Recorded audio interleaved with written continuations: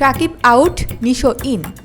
গত বছর ঈদে মুক্তিপ্রাপ্ত সুড়ঙ্গ নামের এই সিনেমা দিয়ে প্রমাণ করেছেন বড় পর্দার জন্য তিনি ফিট।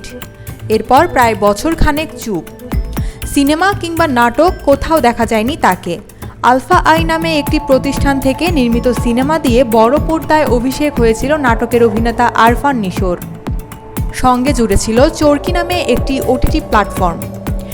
এর মধ্যে একই প্রযোজনার প্রতিষ্ঠান শাকিব খানকে নিয়ে বানাচ্ছেন তুফান নামে একটি সিনেমা।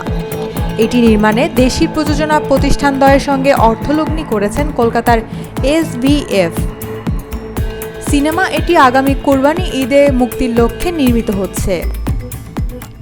এই সিনেমা নিয়ে যখন আলোচনা সমালোচনা তুঙ্গে, ঠিক একই সময় জানা গেছে আলফা আই ও SBF বাংলাদেশে যৌথভাবে একটি প্রতিষ্ঠান খুলেছে, যে প্রতিষ্ঠান থেকে দুটি সিনেমা নির্মাণের ঘোষণাও দেওয়া হয়েছে ইতোমধ্যে। এই দুটি সিনেমার নায়ক আরফান নিশো।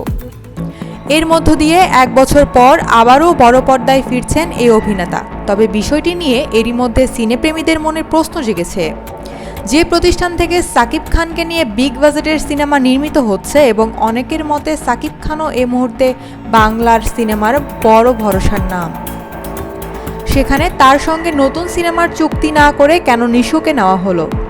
এটাকে অনেকেই শাকিব আউট, নিশো ইন বলে মন্তব্য করছেন।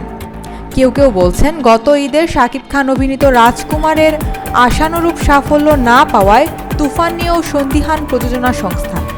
কারণ শুধু শাকিব ভক্ত দিয়েই সিনেমা হিট করানো যাবে না, লাগবে দর্শকের উপস্থিতি, যেটার উৎকৃষ্ট উদাহরণ প্রিয়তমা ও রাজকুমার।